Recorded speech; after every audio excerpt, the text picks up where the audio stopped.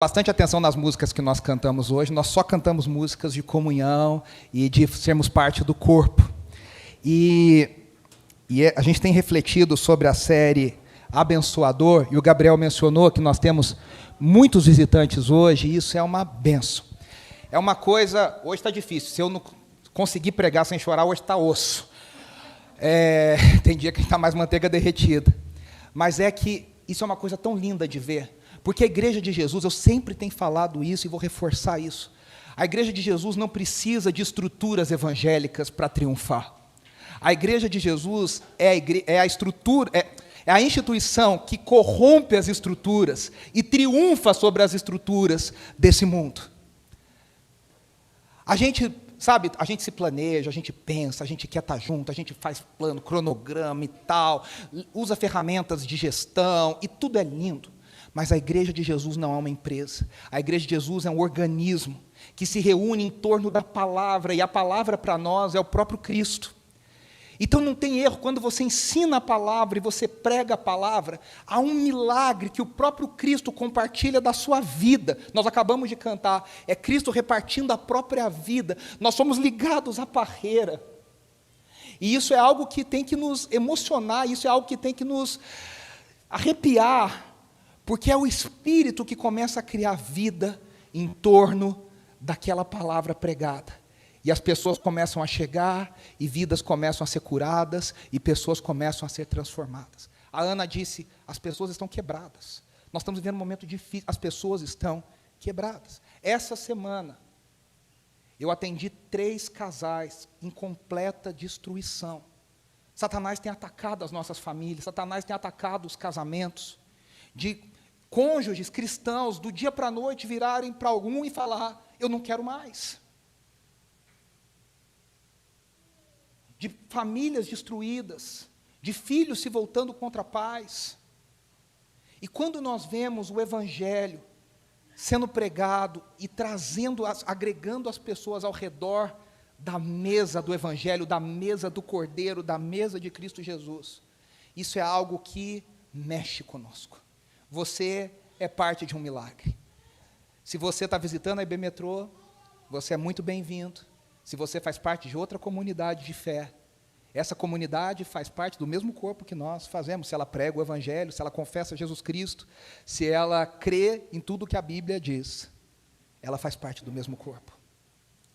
Se você é uma pessoa que está procurando uma comunidade de fé, nós estamos aqui crendo e pregando o Evangelho, crendo que Deus vai fazer algo especial nas nossas vidas. E cada um aqui é parte. Semana após semana a gente vai vendo Deus fazendo, a gente vai vendo Deus fazendo, a gente vai vendo Deus fazendo. E o nosso coração se alegra. Nós temos refletido na série Abençoador. E a grande pergunta que nós temos respondido semana após semana é: como que eu posso abençoar as pessoas à minha volta? Como é que você pode impactar o seu colega de trabalho? Como é que você pode impactar o seu vizinho que desce no elevador com você? Como é que você pode abençoar a vida de alguém que você trombou na rua, que sentou do teu lado no metrô, que sentou do teu lado no ônibus, que estava perto de você? Como é que você pode impactar a vida dessas pessoas? Como é que você pode transformar a vida de pessoas? Eu estou falando dos clássicos cristãos aqui, eu me lembro aqui falando disso. David Wilkerson, na década de 60, 1960, escreveu um clássico evangélico chamado A Cruz e o Punhal. E David Wilkerson era um pastor de uma cidade interiorana, e ele recebeu um chamado para morar em Nova York, na década de 1960. Se você já viu algum filme, ou já leu sobre Nova York nos anos 60, era uma cidade dominada pela violência e pelas gangues, que se matavam nas ruas de Nova York. Inclusive tem um filme muito famoso chamado Gangues de Nova York. E aquele homem foi para a rua, e ele encontrou uma gangue, e ele olhou nos olhos de um menino, e o menino falou assim, Jesus te ama. E ele falou, se você falar isso de novo, eu vou te cortar em 1000 pedaços. E ele falou, você pode me cortar em 1000 pedaços, e cada pedaço meu vai continuar te falando, Jesus te ama. E aquele menino ficou completamente desnorteado, atordoado com essas palavras. Esse menino se tornou um pregador mundial chamado Nick Cruz, que escreveu um outro livro muito famoso chamado Foge, Nick, Foge, que foi alcançado porque tinha um louco no meio da rua para falar, Jesus te ama. Onde nós perdemos isso? Onde nós deixamos de achar que todos nós temos a capacidade, a necessidade, o chamado de abençoar. Onde a gente passou a achar que pregar o evangelho é coisa de pastor, de ministro pago pela igreja, treinado com faculdade de teologia, que a obrigação é dele. E nós temos respondido isso. E nós dissemos na primeira mensagem, quem não assistiu, quem não ouviu, todas as nossas mensagens estão no YouTube e no Spotify, se você quiser ouvir depois, e vai fazendo aí um flashback, né, ouve hoje, vai ouvindo depois, faz que nem o Star Wars, começa da frente, vai voltando depois. A primeira mensagem a gente diz, comece sempre pela oração. Comece sempre pela oração. Nós precisamos ser um povo de oração, nós precisamos orar. Nós precisamos entregar diante de Deus, nós precisamos colocar diante de Deus, nós precisamos nos quebrar diante da presença de Deus, da vontade de Deus. A segunda resposta que nós demos é, quem lembra? Escute as pessoas com atenção e estratégia. Nós falamos da história de Filipe, do etíope eunuco, em Atos capítulo 8, na semana passada. Escute as pessoas com atenção. As pessoas estão gritando, as pessoas estão com dor, as pessoas, às vezes, eu creio que todos nós já passamos uma situação de ter alguém na nossa vida convivendo diariamente, e tem um dia que essa pessoa, de repente, abre o coração, e você fala para essa pessoa, eu não tinha ideia que você passava por isso. Tem gente que é tão curado, e tão abençoado, e tão transformado pelo Evangelho, que um dia, a gente tem uma amiga, que é amiga de muitos de nós aqui, e um dia, num momento de lazer, churrasco, ela compartilhou a história de vida dela. A história de vida dela é uma tristeza, é um capítulo mais triste que o outro, mas ela é uma pessoa completamente feliz e transformada. A gente ouvindo, eu e a Andressa, a gente vai ficar com aquela cara assim, vai ouvindo, e eu estava pensando, eu não tinha ideia que essa pessoa passou por isso. O Sérgio Pimenta, gênio que já faleceu, compositor da música cristã, dizia, só quem sofreu pode entender a dor de quem sofre. A gente perdeu a oportunidade, a capacidade de ouvir o mundo, de ouvir as pessoas. A gente quer falar. E hoje, a terceira resposta está aqui. Construa relacionamentos ao redor da mesa. E eu quero falar e refletir sobre uma das... Eu falei para a Andressa que eu acho que é uma das mais belas histórias do Antigo Testamento. Do meu personagem favorito do Antigo Testamento, que é o rei Davi. E essa é uma das histórias mais tocantes, e mais singelas, e mais belas, de uma demonstração. Porque tem gente, se você perguntar na rua, na Avenida Paulista, vai na Avenida Paulista aqui e pergunta, o que a Bíblia fala no Antigo Testamento? Ah, fala de morte, de sangue, Deus matando todo mundo. É isso que está na cabeça das pessoas e da cultura. Mas essa história que está lá em 2 Samuel, capítulo 9, é um dos mais belos registros da graça e da misericórdia de Deus colocada em prática, colocada em ação. Se você quiser abrir a sua Bíblia em 2 Samuel capítulo 9, se você quiser ler aqui comigo, a gente vai ler juntos, eu vou ler na nova versão internacional, na NVI, o capítulo todo de 2 Samuel 9, que é muito pequeno, mas ele conta uma história muito legal. Certo dia, Davi perguntou, resta alguém da família de Saul, a quem eu possa mostrar bondade por causa de Jonatas? Havia um servo da família de Saul, cujo nome era Ziba, e o trouxeram a Davi. Você é Ziba? Perguntou o rei. Sim, seu servo, meu senhor, respondeu Ziba. Então o rei lhe perguntou, resta alguém da família de Saul? Se resta, gostaria de mostrar a bondade de Deus para com ele. Um dos filhos de Jonatas ainda está vivo, respondeu Ziba. Ele é aleijado dos 2 pés. Onde ele está? Perguntou o rei, e Ziba respondeu, em Lodebar, na casa de Maquir, filho de Amiel. Então Davi mandou buscá-lo na casa de Maquir. Seu nome era Mefibosete, filho de Jonatas, filho de Saul. Quando compareceu diante de Davi, curvou-se com o rosto no chão, e Davi disse, saudações, Mefibosete. Mefibosete respondeu, aqui está o seu servo, meu senhor. Não tenha medo, disse Davi. Quero mostrar bondade a você por causa de Jonatas, seu pai. Vou lhe dar todas as terras que pertenciam a seu avô Saul, e você comerá sempre comigo à mesa do rei. Mefibosete se prostrou e disse, quem é seu servo? Para que o Senhor mostre bondade, e alguém como eu, que não vale mais que um cão morto. Então o rei mandou chamar Ziba, servo de Saul, e disse, dei ao neto de seu senhor tudo que pertencia a Saul e sua família. Você, seus filhos e servos cultivarão a terra para ele, a fim de produzir alimento para a casa do seu senhor. Mefibosete, neto do seu senhor, comerá sempre à minha mesa. Ziba tinha 15 filhos e 20 servos.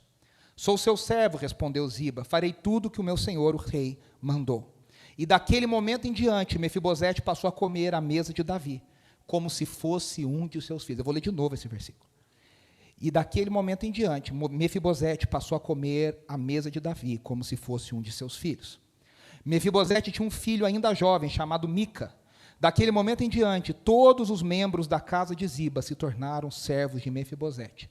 E Mefibosete, que era aleijado dos 2 pés, morava em Jerusalém e comia sempre à mesa do rei. Essa história tem tantas nuances que a gente precisa entender o que está acontecendo nessa cena. Mefibosete era neto de Saul. Saul que perseguiu Davi injustamente por quase 20 anos. Vamos falar o português claro. Saul fez a vida de Davi um inferno durante quase 20 anos. Se você se lembrar, vez após vez, Davi tinha que fugir, se esconder, se meter no meio das cavernas, se meter no meio dos filisteus, se misturar no deserto, para fugir de Saul, que tinha sido tomado por um espírito demoníaco, e que esse espírito demoníaco fazia com que ele tivesse inveja de Davi. A partir de um cântico, olha como um cântico da igreja pode mudar a coisa. Chegou um cântico de batalha que dizia: Saul conquistou os seus milhares e Davi conquistou os seus 10 milhares. E a partir daquele momento, Saul se tornou um louco, um sociopata. A gente falaria hoje um sociopata, um psicótico, cujo único objetivo de vida era matar Davi. E pela soberania, eu ia falar por ironia do destino, mas a gente não crê em ironia do destino, a gente crê na soberania de Deus. Por soberania divina, o amigo de alma de Davi era filho de Saul, e era Jonatas. E esses dois se amaram grandemente como 2 amigos. Aí eles dizem que aqui a gente cantou, né, a alma era uma. Eles se amaram e se ligaram, tamanha amizade que Davi tinha por Jonatas e Jonatas tinha por Davi.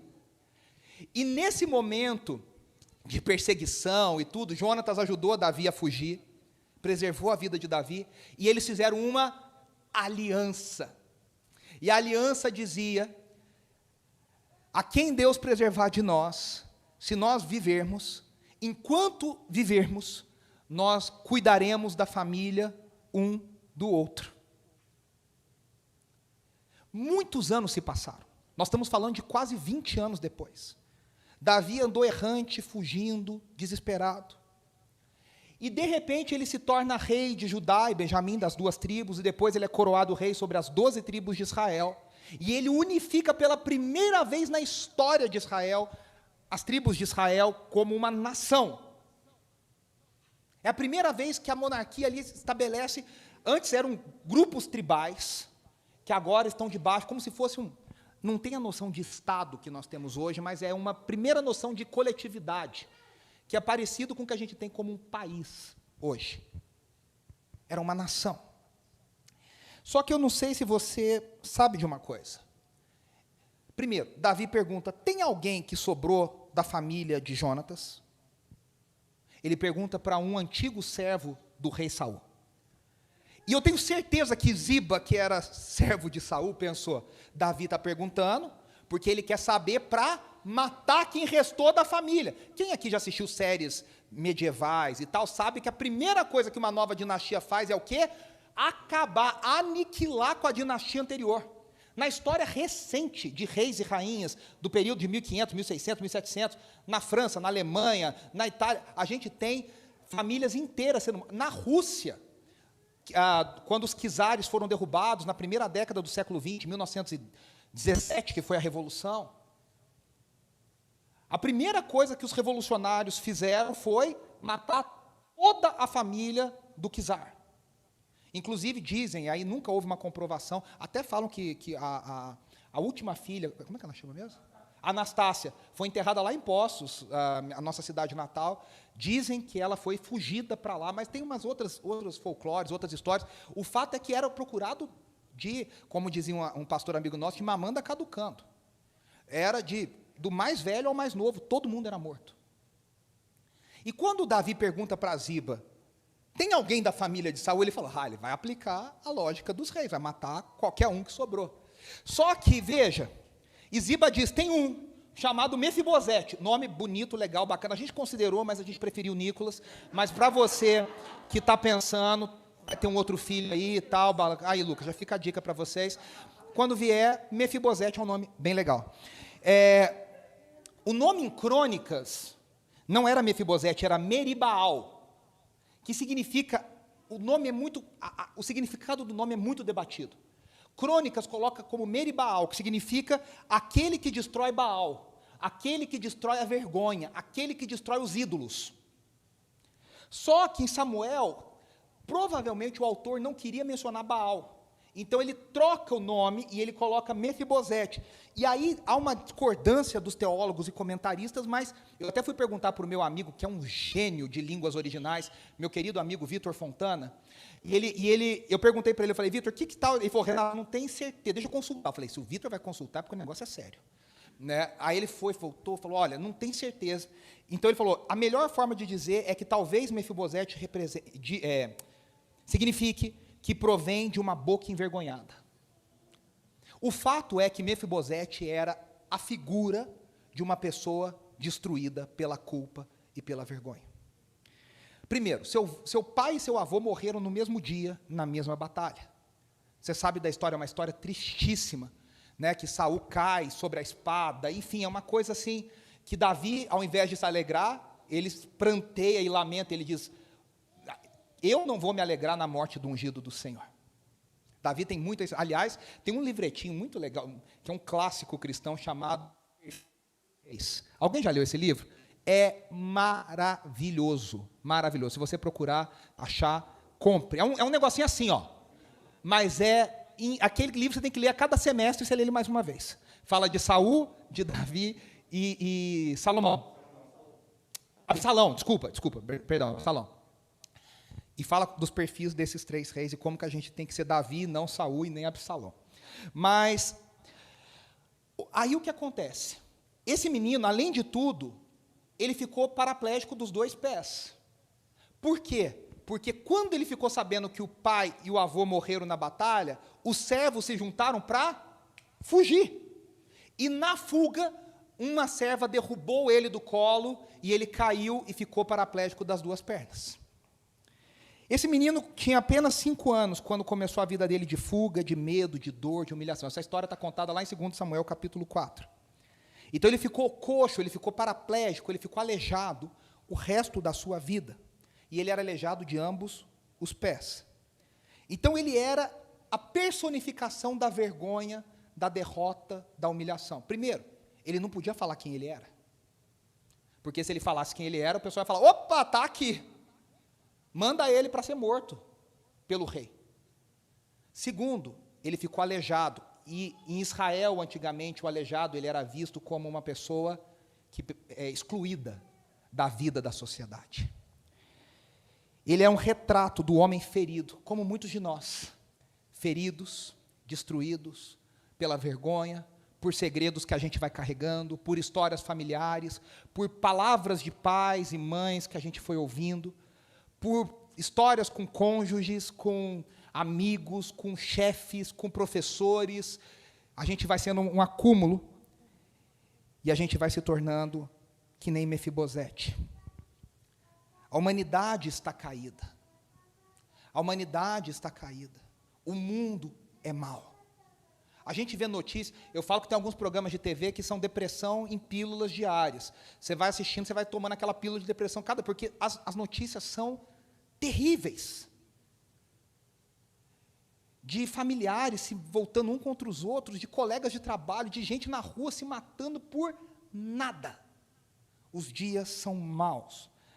Tem um comentarista esportista que ele fala, a humanidade deu bem errado. E é verdade, a humanidade deu bem errado. Não por problema divino, não por culpa de Deus, mas porque o pecado entrou e o pecado nos assolou. Nós somos caídos. E aí Davi faz uma pergunta. Ele diz, resta alguém? E aí Ziba está pensando, opa, eu vou descobrir que resta, vou matar essa pessoa. Só que Davi termina a frase de um jeito totalmente inesperado. Ele diz, para que eu possa mostrar bondade. Aí Ziba faz, ué, oi? Acho que eu não entendi, fala de novo. Bondade? É. E aí Davi está ali estendendo graça de maneira intencional. Eu já disse que Davi havia feito uma promessa a Jonatas, que ele demonstraria bondade para com a sua descendência. Depois, se você quiser ler lá na sua casa, essa aliança de Davi e Jonatas está lá em 1 Samuel, capítulo 20. Davi quer demonstrar bondade, no hebraico chesed, que significa bondade, benignidade, fidelidade. E veja, essa bondade, ele não fala a minha bondade, ele fala para que eu possa demonstrar a bondade de Deus na vida dele. Porque a chesed, a bondade, a benignidade, a fidelidade, não dependem da qualificação da pessoa. Davi não fala, me traga alguém bonitinho, bem estudado, limpinho, educado, um lorde, para que eu possa demonstrar bondade. Davi fala, alguém. Alguém é alguém. No mundo tão meritocrático como a gente vive, a gente está acostumado com o sistema de que as pessoas demonstram bondade quando a gente merece, ou faz por merecer. Então você batalha, você luta por aquilo, você conquista um ato de generosidade, um ato de bondade de alguém. A gente, no mundo caído que nós vivemos, no mundo cheio de mefibosetes, feridos e de vergonha, a bondade é um ato que a gente não está acostumado, ela é um ato fora da curva. Bondade não é a regra normal do mundo, o mundo não gira assim. O mundo gira, cada um recebendo aquilo que merece. Quando eu me lembro de uma história que eu ouvi há muitos anos atrás, o pastor Ariovaldo Ramos, eu ouvi em 2004, o Ariovaldo Ramos contando essa história. Lá na conferência Adoração e Adoradores. A pastora Ludmila Ferber ministrou louvor e ele pregou depois. Duas figuras inusitadas ministrando juntas. E o Ariovaldo falou assim, que uma pessoa falou para ele, pastor, eu não creio em Deus, porque no mundo tem pessoas que nascem com deficiência. E o Ariovaldo falou para as pessoas, engraçado que eu creio em Deus justamente por esse motivo. E a pessoa falou, oi? E aí ele falou assim, eu creio em Deus porque eu fico me perguntando, por que não nascemos todos assim?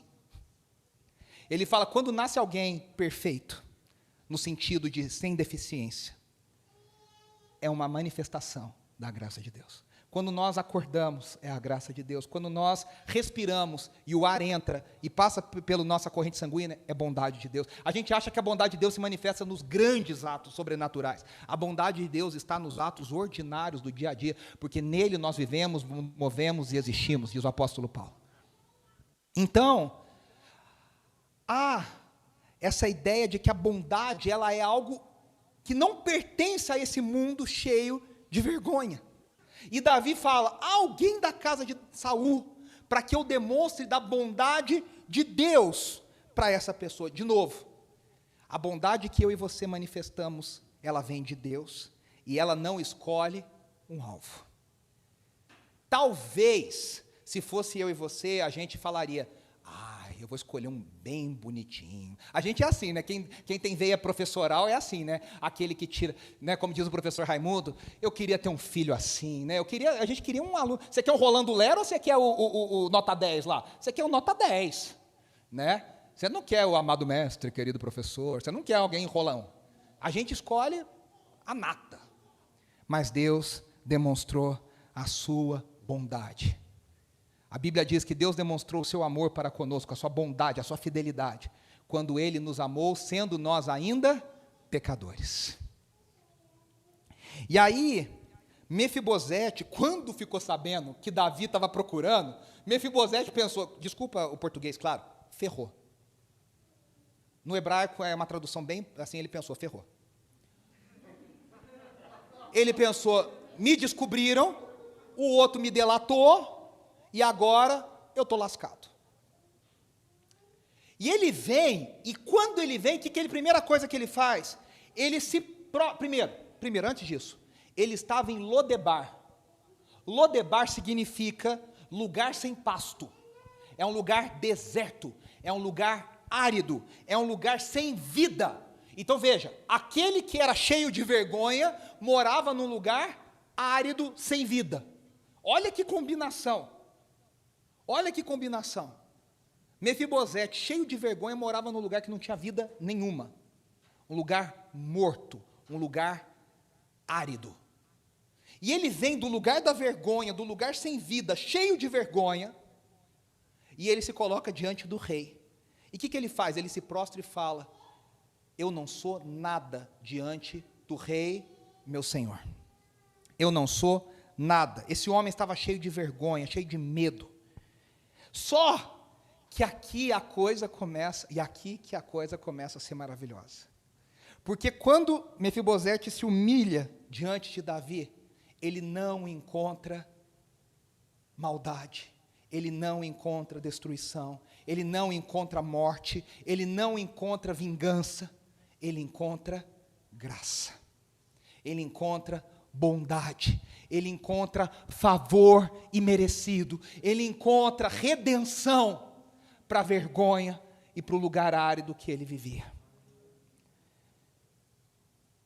As terras são restituídas, e aí Davi diz para Ziba: agora você e sua família vão voltar a trabalhar para Mefibosete como vocês trabalhavam para Saul. E se você sabe, as terras eram muitas. Então, eles estabeleciam famílias que iam arando aquela terra, produzindo naquela terra. Só que Davi diz mais, Davi diz: eu vou te tratar como um dos meus filhos, porque você é filho do meu amigo de alma.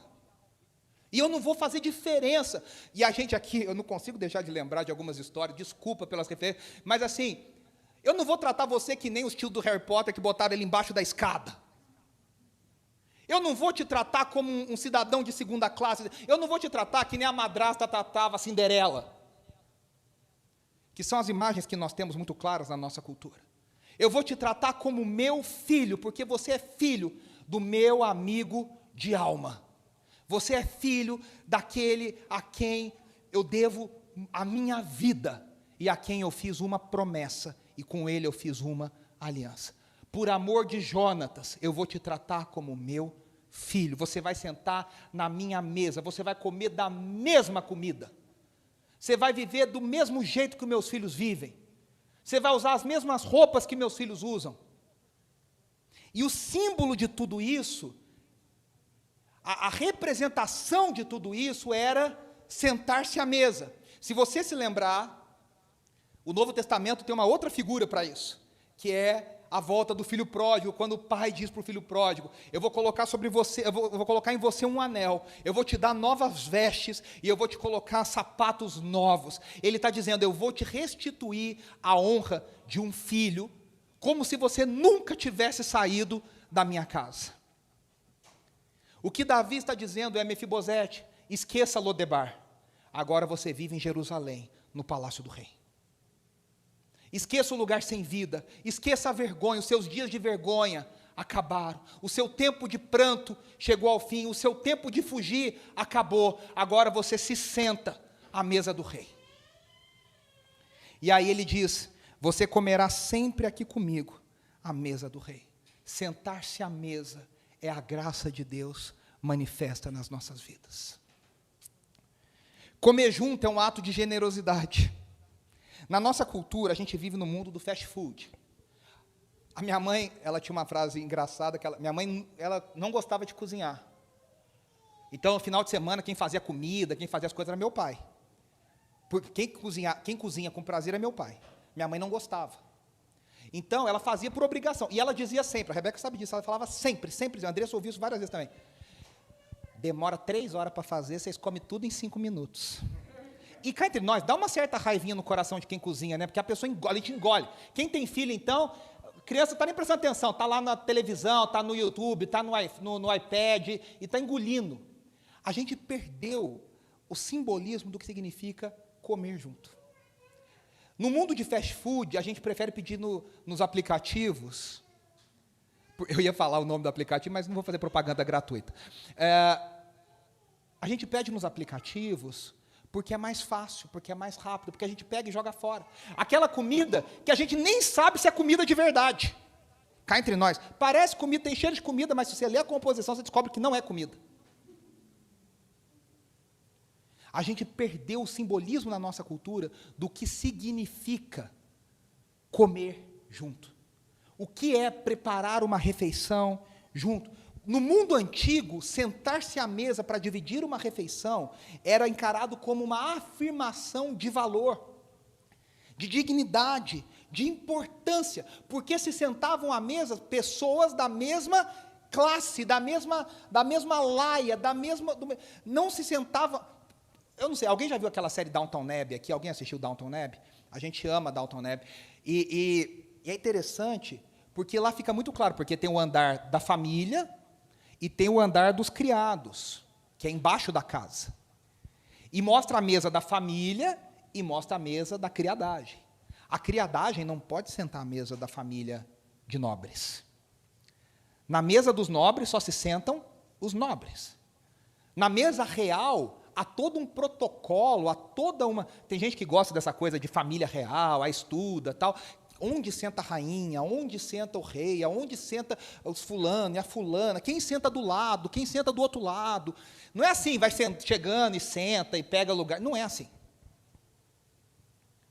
Não é assim. Comer junto, desde a antiguidade, é um ato de valor. Você come junto com aqueles que são iguais a você. Quando Davi restitui as terras, ele faz outras benfeitorias, mas o ponto ápice dessa história para Mefibosete é: você vai comer na minha mesa.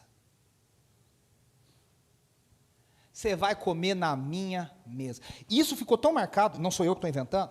Segundo Samuel, 10 capítulos depois, no 19, Mefibosete fala isso. Tem uma situação de Absalão, o filho de Davi, que trai o próprio pai. E Mefibosete fica numa situação... Gente, ele era aleijado, a gente tem que lembrar disso. Então, ele fica numa situação que a gente não tem clareza se ele traiu Davi ou se ele não conseguiu apoiar Davi porque ele era aleijado e não conseguiu fugir junto com Davi. Então, a gente não tem muita certeza de onde ele ficou. Mas quando Davi volta e Absalão morre, derrotado, Davi volta para Jerusalém para reassumir o trono, Mefibosete fala para alguma coisa assim: eu jamais esqueci que o rei me levou para me sentar na mesa dele. Então aquilo foi o que mais marcou Davi. Aliás, se a gente parar para pensar, algumas das nossas lembranças mais queridas da nossa infância envolvem comida, envolvem família ao redor da mesa. É ou não é? Uma das lembranças mais queridas que a gente tem da nossa infância talvez sejam dos natais que a gente passava junto em torno da mesa. Talvez sejam das viradas de anos, talvez sejam do bolo de aniversário. Talvez seja de algumas coisas que a gente passava ao redor. Tanto que a gente vê, né? O biscoito que a minha avó fazia, não sei quem que a minha tia... Não é ou não é? A gente é movido por memórias afetivas de comida da nossa família. Porque dividir a mesa é compartilhar da vida familiar. É compartilhar do dia a dia. É a hora que você... E aí a gente perdeu muito, né? Hoje, tem muitos casais e famílias que não comem junto mais, pela loucura que a gente vive. Tem pai que chega em casa e os filhos já estão dormindo, o pai vai comer na cozinha uma comida requentada, que a mulher já está dormindo, que chegou 11h30 da noite por causa do trabalho. E eu sei que ninguém faz isso porque quer, mas a gente tem que lutar o máximo possível para a gente manter uma vida de comunhão e de família ao redor da mesa. É a hora que não tem gibi, é a hora que não tem televisão, é a hora que não tem celular, é a hora do compartilhar. E mais, como Davi, a grande pergunta para nós é: quem a gente chama para partilhar da nossa mesa? No mundo tão maluco que a gente vive, eu tenho certeza, tá? Você estender um convite para o seu vizinho e falar: você quer jantar aqui em casa? O seu vizinho, o queixo vai cair. Porque a gente, cá entre nós, hoje você saber o nome do seu vizinho já não é uma coisa muito comum. Você convidar para entrar na sua casa e experimentar da sua comida é um ato de extrema hospitalidade, de extrema generosidade. No mundo tão individualista e maluco que a gente vive, a gente consegue marcar a vida de pessoas simplesmente falando: você quer vir jantar aqui em casa? Você quer se sentar na nossa mesa e vamos pedir uma pizza junto? Se você puder cozinhar, melhor ainda. Que demonstra o quê? Carinho, cuidado. Como que a gente pode impactar? Colegas de trabalho. né? Quantas vezes a gente escuta falar de... ontem, inclusive, a gente recebeu a Rebeca e o Gabriel e um casal de amigos lá em casa, ontem à noite, e esse nosso amigo está contando a história de um outro amigão dele. Ele falou: eu trabalhei com ele, eu sou amigo dele há não sei quanto, eu nunca fui na casa dele. Pô, é estranho, porque se você pensa, se você é amigo, cara, você é convidado a ir na casa, você é convidado a viver a vida da família. Às vezes você é tão amigo que você abre a porta, você entra, você abre a geladeira. Tem amigos que tem que falar: um pouco menos, né? Um pouco menos, por favor. Mas, veja, a gente perdeu isso. E nós somos convidados. Olha que coisa doida. A gente, como Davi, a gente consegue estender graça na vida das pessoas para falar para ela: olha, eu não vou falar que você vai para o inferno. Eu não vou falar para ela que você é um perdido. Eu não vou falar que você é um maluco, que você é um desmiolado, que você é um irresponsável. Eu simplesmente vou te convidar para sentar na mesa comigo e comer a mesma comida e a gente compartilhar vida.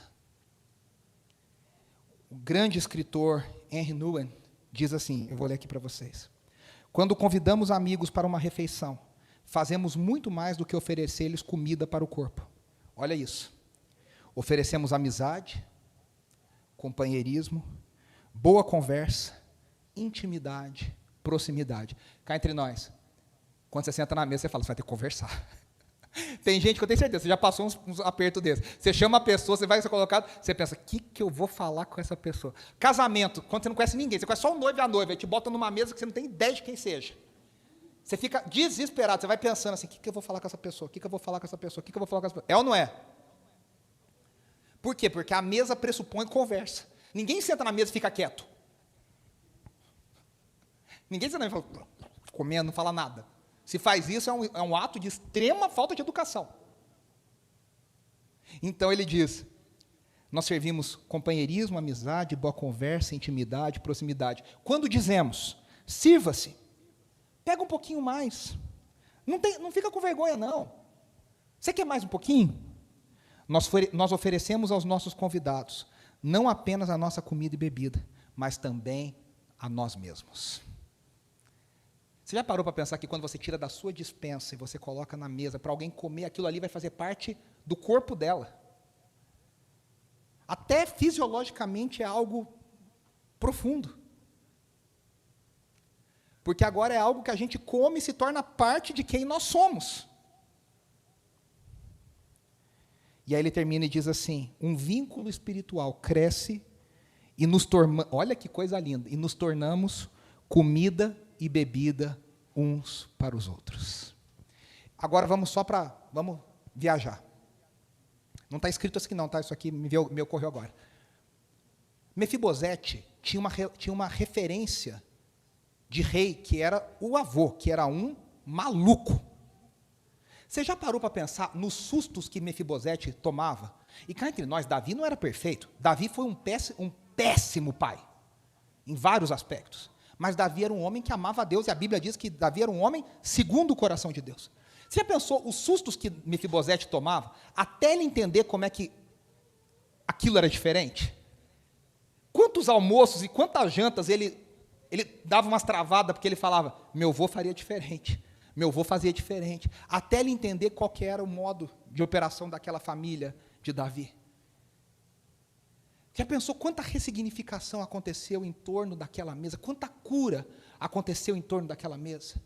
Como as emoções de Mefibosete foram curadas? Como a vergonha foi tirada de dentro dele? Como ele foi entendendo? Eu tenho certeza, no primeiro dia ele não pegava nada. Sabe quando você... Cá entre nós, né? Só entre nós aqui. Quando você vai na casa de alguém que você não tem muita intimidade, e está muito gostoso, você está doido para pegar mais. Mas você fica assim: minha mãe ensinou a não pegar mais. Você pega só um. E aí você fica: pega mais. Não, quero não. Você está doido para pegar mais. Sei lá, aquela bolacha que tem chocolate por cima, assim, e a pessoa te dá o pacote... Cabeça de gorda é dose, né? Te dá o pacote... Eu estou vendo a cena, assim, eu estou vendo. Aí te dá, você fala: obrigado. Você quer mais? Não, mas a boca está quase assim, né? O corpo inteiro está aqui. Sim! Lembra do Silvio Santos? Sim! É essa aí mesmo. É essa. Ou aquela importada que você comprou ali no supermercado bacaninha ali e tal. Mano, aí você fala: eu queria mais. Mas você fica: não. A Andressa foi para a Holanda como missionária durante um mês com uma equipe de alunos lá do CTMDT em 2011. A primeira orientação era assim: se os holandeses oferecerem qualquer coisa, você pega um e não pega mais. Porque a cultura deles diz que se pega mais é um ato de falta de educação. Brasileiro, né? Casamento, vem aquele croquete, você vai, presta um pouquinho, 2, 3, e vai guardando. Tem um amigo meu que fala que na hora dos doces de casamento é que você descobre a finesse da pessoa. A pessoa é chique, tal. Na hora do doce, você volta assim, ó, com o doce aqui no vestido. É ou não é? É, bem casado dentro da bolsa. Então, veja, quando a gente não tem intimidade, a gente não faz essas coisas. E se faz, é um tremendo mal educado. E vai ser mal falado pro resto da vida. Mas quando a intimidade cresce, a gente já tem liberdade para falar certas coisas. Quantas coisas eu já comi que eu não gosto? Eu sou fresco pra caramba. Quantas coisas eu já comi que eu não gosto? Mas eu não tinha nem liberdade para falar para a pessoa que eu não... Tem um amigo nosso que ele vai para o céu achando que eu adoro café. E eu não gosto de café. Mas ele me oferecia com tanta alegria que todas as vezes eu tomava. Porque eu não tinha... Depois eu fiquei muito íntimo, mas aí já era tarde demais. Eu tinha tomado café uma vida. Já falei, agora eu vou continuar tomando. Quando a gente divide a mesa, quando a gente compartilha da mesa, a gente escuta histórias, a gente compartilha da vida, a pessoa, de repente, abriu o coração. Tiveram alguns episódios no Brasil recentemente. Teve um jogador de futebol que falou um negócio assim. Ele era de um time, foi jogar contra o ex-time dele. E ele falou, eu fingi que eu joguei para não... Eu não queria que o meu time, o antigo time, fosse rebaixado. Então, e aí o pessoal ficou assim, nossa, foi o Rafael Sobes que falou isso.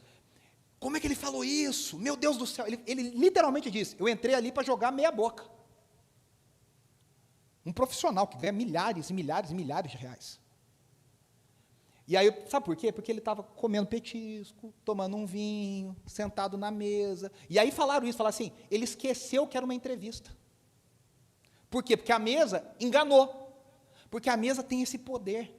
A gente está ali, quando você vê, você compartilhou, você falou, você abriu da tua vida, você abriu uma intimidade, coisas que no trabalho, no carro, não aconteceriam, mas acontecem ao redor da mesa. A mesa é um lugar de graça. A mesa é um lugar de cura. A mesa é um lugar de restauração.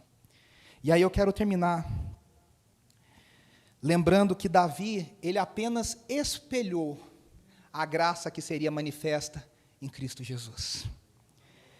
Da mesma forma que era esperado que Davi procurasse Mefibosete para matá-lo, os religiosos esperavam que Jesus, sendo o Messias, procurasse os pecadores para destruí-los.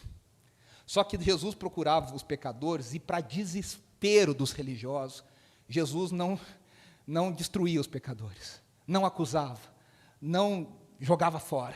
Jesus se sentava na mesa com os pecadores. Da mesma forma que Davi se mostrou gracioso para Mefibosete, Cristo Jesus se mostrou gracioso, cheio de graça, para conosco, pobres pecadores.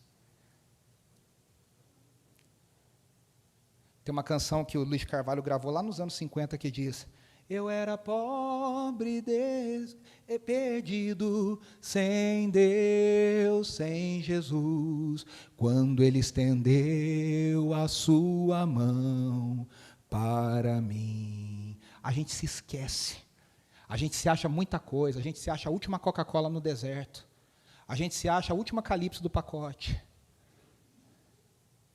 e a gente não lembra que a gente era nada menos que nada. Nós éramos pobres, desprezíveis, sem Deus, sem Jesus, quando Ele se voltou para nós. Aliás, Jesus dá uma resposta bem reveladora para os fariseus. Esse texto lá de Mateus, capítulo 9, no versículo 10 a 13. Lê aqui comigo, ele diz assim: estando Jesus em casa, foram comer com ele e seus discípulos muitos publicanos e pecadores. Preste atenção. Esse é o evangelho de Jesus segundo Mateus. Mateus era um publicano. O versículo 8 e 9, ele fala, e Jesus passou na banca do publicano, que era a pessoa que coletava impostos, e chamou e disse, vem e siga-me.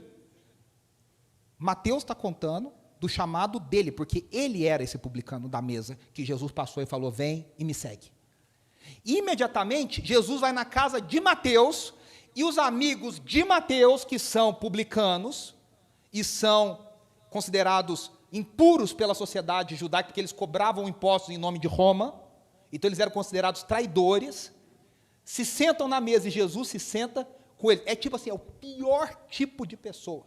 É a gente assim mais desprezado. E Jesus vai lá e se senta à mesa. E aí, vendo isso, os fariseus perguntaram aos discípulos dele: por que o mestre de vocês come com publicanos e pecadores? Veja que publicanos é sinônimo de pecadores. Ouvindo isso, Jesus disse: não são os que têm saúde que precisam de médico, mas sim os doentes.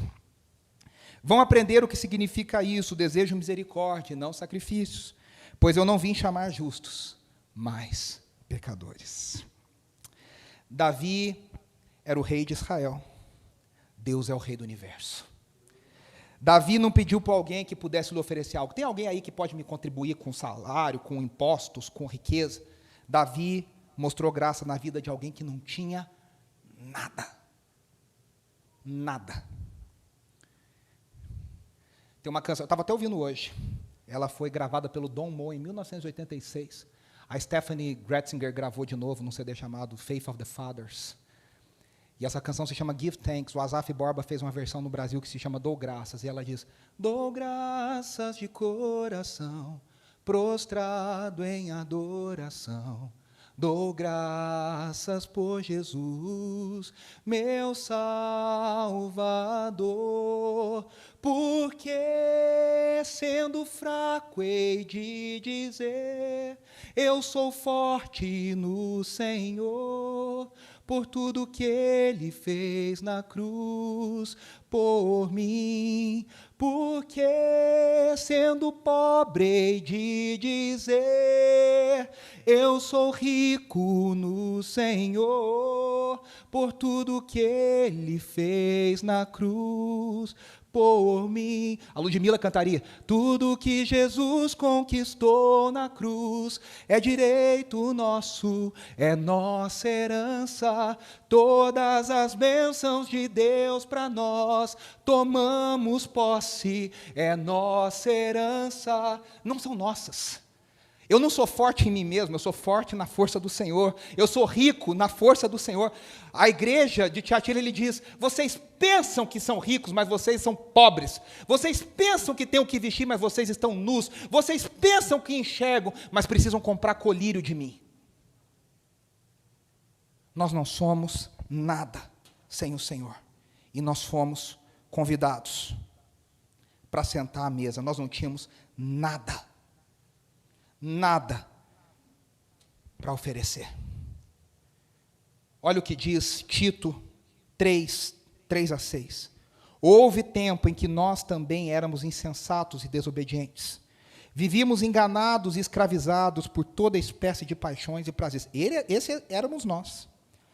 O apóstolo Paulo está falando de mim e de você. Vivíamos na maldade e na inveja, sendo detestáveis e odiando-nos uns aos outros. Detestáveis, hein?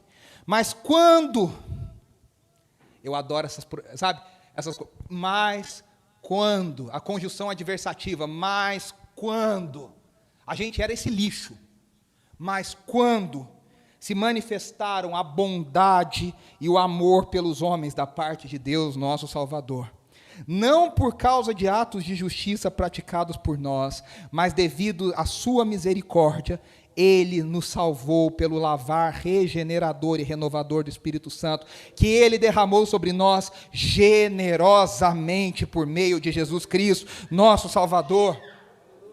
Efésios capítulo 4, versículo 4. Todavia Deus, que é rico em misericórdia, de novo, todavia Deus, que é rico em misericórdia, pelo grande amor com que nos amou, deu-nos vida juntamente com Cristo. Quando ainda estávamos mortos em transgressões, pela graça vocês são salvos. Deus nos ressuscitou com Cristo e com Ele nos fez assentar nos lugares celestiais em Cristo Jesus. A gente não tem nem roupa para entrar nesse lugar, mas pela graça de Jesus, Ele nos dá o lugar, o convite, a roupa, tudo. Deus nos ressuscitou com Cristo e com Ele nos fez assentar nos lugares celestiais em Cristo Jesus, para mostrar nas eras que hão de vir a incomparável riqueza de sua graça, demonstrada em sua bondade para conosco em Cristo Jesus. Pois vocês são salvos pela graça por meio da fé. E isso não vem de vocês, é dom de Deus, não por obras, para que ninguém se glorie. Eu queria chamar a equipe de louvor aqui na frente. Jesus sempre comeu junto das pessoas. Jesus sempre comeu junto das pessoas. E para ele isso é algo que fazia parte do seu ministério. Preste atenção, nós estamos encerrando. Ao fazer isso, ele estava comunicando graça. Preste atenção, Jesus contou uma história, uma parábola sobre o reino de Deus. E ele disse, o reino de Deus é como um rei que vai dar um banquete. Só que para esse banquete, os convidados VIP, very important people, não foram. A lista privada, a gente viu um documentário essa semana, querendo dizer que todo mundo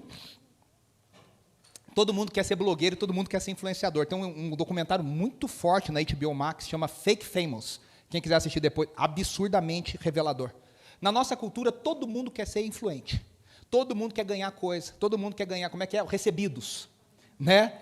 Então, a pessoa tem 200 seguidores, está lá, não sei o que, oficial. Parcerias no direct. A pessoa não tem 20 seguidores, tá? Parcerias no direct. Oficial, tá lá, ponto oficial.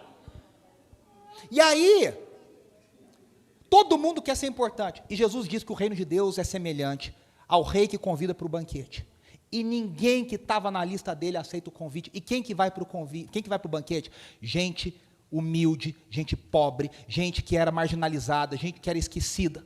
O que Jesus está falando é que no banquete da graça, não são os preparados, não são os que têm coisa para oferecer. Sabe, a gente já teve pensamentos assim, se fulano se convertesse, né? Eu sempre penso, se o Silvio Santos se converter, já pensou o Silvio Santos pregando o evangelho? Cara, o Brasil ia se converter e tal, mas Deus nunca precisou de Silvio Santos, amém, Deus alcança, mas Deus nunca precisou de gente importante, de gente influente, para que o evangelho, Jesus não escolheu 12 PhDs em Antigo Testamento para serem seus discípulos. Jesus escolheu 12 Zé Manés, que até o final Jesus estava falando e eles não estavam entendendo nada. E esses caras mudaram o mundo através do Evangelho. Meus irmãos, o Evangelho que nós servimos é o Evangelho que nos dá um lugar na mesa, quando nós não somos nada. E aí, nós que recebemos graça e sentamos à mesa do Cordeiro, estendemos graça e chamamos para sentar na nossa mesa gente que talvez não merecesse estar na nossa mesa. Quando você abre a porta da sua casa, você está abrindo a porta da graça e dizendo, venham todos os que têm fome, venham todos os que têm sede, vinde para o banquete da graça de Deus. Apocalipse 20, a última cena da Bíblia, termina dizendo, 19, 20 e 21, acho que é no 19, por sinal, começo do 19, se eu não me engano. João vê uma cena, e a cena é o casamento do Cordeiro com a sua noiva. A redenção final, quando o Cordeiro tiver derrotado todos os seus inimigos, quando Satanás for humilhado, derrotado, trancado, para todo sempre no lago de fogo, é um casamento, aonde são chamadas pessoas de todas as raças, de todas as línguas, de todas as nações, de todas as eras, gente que não tinha nada para oferecer como eu e como você. Feche os seus olhos, agradeça a Deus por esse amor, por essa graça poderosa que nos alcança. Eu e você não tínhamos nada para oferecer, não temos nada, e Ele nos amou. Nós vamos cantar uma canção que foi lançada anteontem, pela nossa amiga Raquel Novaes, o Baruch. Foi composta pelo marido da Raquel, o Marcel. E essa canção diz isso. Eu queria que você escutasse a letra dessa canção e você orasse dizendo, Senhor, obrigado pela tua graça, obrigado porque eu sou chamado e eu tenho um lugar na tua mesa. Tem uma plaquinha na mesa do Cordeiro, e na plaquinha do Cordeiro está escrito Andréia, Kátia, Dayana, Jordana, Davi, André, Mariana, Núbia. Tem uma plaquinha com o nosso nome na mesa do Cordeiro de Deus.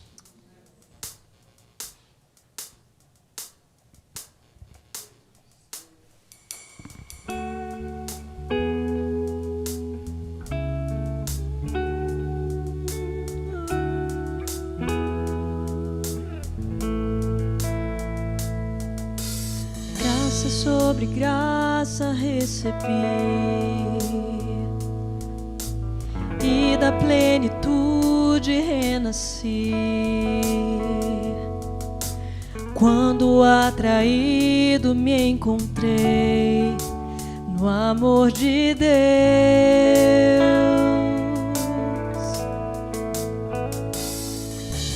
Viva e poderosa salvação, luz que me alcançou na escuridão. Todo meu pecado se apagou no amor de Deus.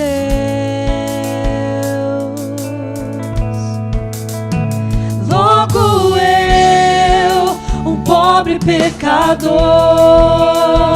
logo eu, tão fraco e tão devedor, logo eu, de graça recebi o amor de Deus.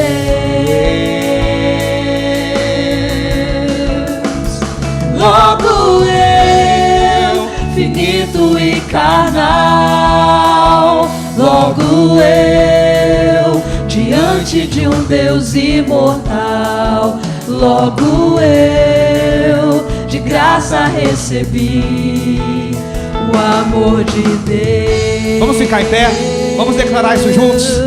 Se você aprendeu, já cante conosco.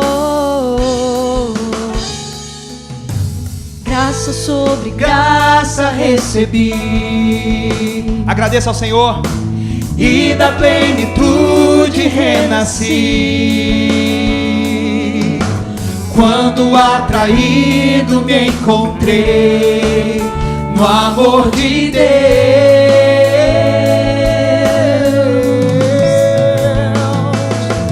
Viva e poderosa salvação,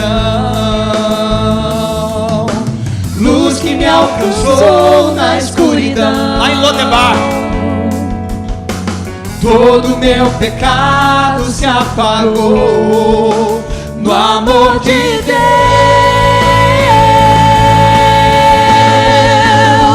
Logo eu, um pobre pecador, logo eu, tão fraco e tão devedor, logo eu, de graça recebi o amor de Deus. Te agradecemos, Senhor. Logo eu, finito e carnal, logo eu, diante de um Deus imortal, logo eu, de graça recebi o amor de Deus.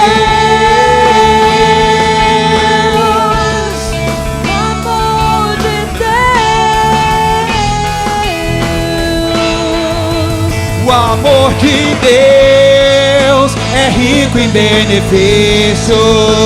O amor de Deus é firme e constante. Dos braços desse amor recebo o perdão, comprado por Jesus. O amor de Deus é puro e consciente, como as manhãs, é firme e constante, que se entregou na cruz e a morte derrotou. O amor de Jesus. Vamos juntos? Cantar logo eu.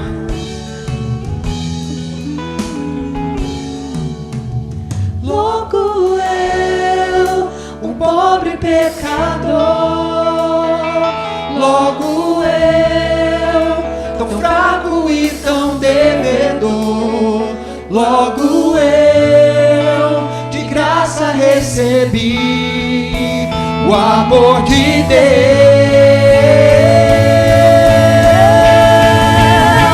Logo eu, finito e carnal, logo eu, diante de um Deus imortal, logo eu de graça recebi o amor de Deus. Você pode levantar suas mãos para o alto. Levante as suas mãos para o alto. Agradeça por esse amor. Agradeça por essa graça. Agradeça por essa misericórdia recebida sobre nós. Graça sobre graça, sobre graça, sobre graça. Favor imerecido. Amor imerecido. Cura imerecida. Restauração imerecida. Obrigado, Senhor, porque nós temos um lugar na tua mesa. Obrigado porque nós somos convidados para o banquete do Cordeiro. Obrigado porque nós estávamos em Lodebar, mas agora nós nos sentamos em Sião. E nós cantamos os cânticos de Sião. E nós subimos o monte de Sião. E nós te veremos como o Senhor é. E nós estaremos para sempre contigo. Obrigado, Senhor, obrigado, obrigado, obrigado. O Senhor é bom, o Senhor é bom. Que essa graça de Deus esteja sobre nós. Que esse perdão de Deus esteja sobre nós. Que essa misericórdia seja tão real. Que nós, como povo de Deus, como filhos de Deus, a gente manifeste essa graça, a gente manifeste essa misericórdia, a gente espalhe esse perdão e a gente traga à mesa filhos e filhas que precisam de restauração, que precisam de graça, que precisam de amor. Usa-nos, Senhor. Logo eu. Vamos cantar? Logo eu, tão fraco e tão devedor, logo eu, de graça recebi o amor de Deus.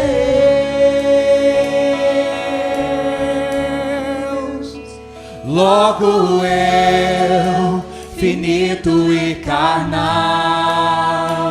logo eu, diante de um Deus imortal, logo eu, de graça recebi o amor de Deus. Você pode aplaudir ao Senhor.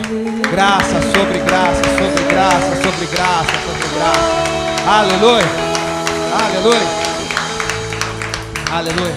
Vá na paz de Jesus, com as doces consolações do Espírito sobre a sua vida, sobre a sua família. Que você seja um manifestar da graça de Deus a cada dia, a cada dia. A força do Senhor, na riqueza do Senhor. Que Ele nos sustente. Domingo que vem, às 17 horas, pela graça de Deus, estaremos aqui. Você é convidado a vir se sentar na mesa do Cordeiro. Mais uma vez, aqui na IB Metrô. Um grande abraço, Deus te abençoe. Não saia sem falar um oizinho para a pessoa do seu lado. Um grande abraço, uma boa semana no nome de Jesus. Até mais. Amém.